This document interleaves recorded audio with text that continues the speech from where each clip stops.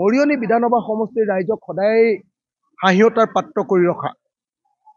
আবুল তাবুল কথা বকি সমষ্টিটোৰ মান সন্মান খতম কৰি দিয়া মই নিজে এজন সমষ্টিৰ বাসিন্দা হিচাপত মই স্পষ্ট ৰূপত ক'ব খুজিছোঁ যে 2026 চনত আমি বিজেপিৰ যিজন MLA ৰূপজ্যোতি কুৰ্মীক আমি পৰাজিত কৰিম আৰু তাৰ কাৰণে অসমৰ ৰাইজক মৰিয়নি সমষ্টিৰ ৰাইজক সাজু কৰি তুলিছোঁ আৰু তাৰ কাৰণে তাৰ টেষ্ট হিচাপত কি পৰ্যায়ত চলি আছে মানুহে কি ভাবি আছে মানুহৰ লগত সংযোগ ৰচনা কৰিবৰ কাৰণে মাজে মাজে এটা দুটা পঞ্চায়তত এটা দুটা পোষ্টত আমি এবাৰ পঞ্চায়তত উঠিছোঁ মানে মৰিয়নি সমষ্টিত মই যদি আহোঁতো তেতিয়াহ'লে ৰূপজ্যোতি কুৰ্মীটোতো একেবাৰে উৰিয়ে যাব আপোনালোকে সকলোৱে জানে যদি মই আহোঁ তেতিয়াহ'লেতো ৰূপজ্যোতি কুৰ্মী ইয়াত চাগে নেখেলিবই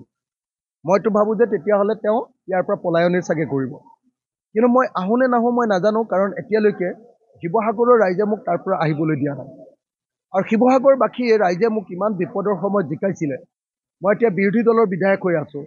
অহাবাৰ মই চৰকাৰী পক্ষৰ বিধায়ক হ'ম চৰকাৰ আমি গঠন কৰিম যিহেতু আমি চৰকাৰ গঠন কৰিম আৰু বিজেপিক অহাবাৰ হৰুৱাম গতিকে অহাবাৰৰ ছাৰ্ভিচটো মই শিৱসাগৰবাসী ৰাইজক দি আহিব খোজোঁ সেইকাৰণে শিৱসাগৰৰ পৰা মই আহিম বুলি ভবা নাই কিন্তু তথাপিও এটা কথা খাটাং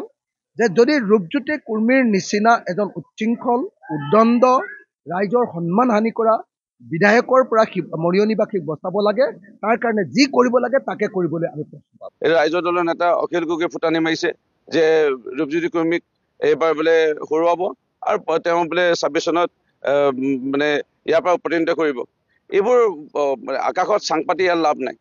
কাৰণ মই ৰূপজ্যোতি কুৰ্মী এনেইতো মই মাৰ্বল গুটি খেলি থকা নাই টাং গুটি খেলি থকা নাই এই মৰিয়নি সমষ্টিত দিনে ৰাতে কষ্ট কৰি আছোঁ ইয়াত মই হাল বাম মই জেওৰা দিম মই মৈ মাৰিম মই কঠীয়া সিঁচিম কঠীয়া আকৌ মই তুলি পেলাই আকৌ ধান ৰুই পেলাই আকৌ মই গৰু ছাগলী নপৰক ধান নাখাওক বুলি ৰক্ষণাবেক্ষণ দিম আৰু লাষ্টত বোলে কোনোবাই যদি কয় আহি পেলাই মই ধান কাটিম মই ক'ত ধান কাটিব দিম বাৰু কেতিয়াও দিব নোৱাৰিম মই ধান কাটিবলৈ ধান মই ৰুইছোঁ মই ধান কাটিম ইয়াত বেলেগ কথা নাই এইটো স্পষ্ট কথা থাকিল অখিল গগৈ যদি সাহস থকাহেঁতেন 4টা জিলা পৰিষদে প্ৰাৰ্থিত্ব দিব লাগিছিল ইয়াত 21টা আঞ্চলিক পঞ্চায়ত 21টাতে প্ৰাৰ্থিত্ব দিব লাগিছিল মৰিয়নি সমষ্টিৰ ভৌগোলিক এলেকাৰ বিষয়ে তেওঁৰ জ্ঞানেই নাই 21টা যে গাঁও পঞ্চায়ত আছে তেওঁ নাজানেই ইয়াৰ যে 4টা জিলা পৰিষদ আছে সেয়াও চাগে নাজানে কাৰণ তেওঁৰ যদি সাহস আছে খেলক সেইটোৱে মই ভাল পাওঁ যদি সাহস আছে 26 চনৰ ইলেকশ্যন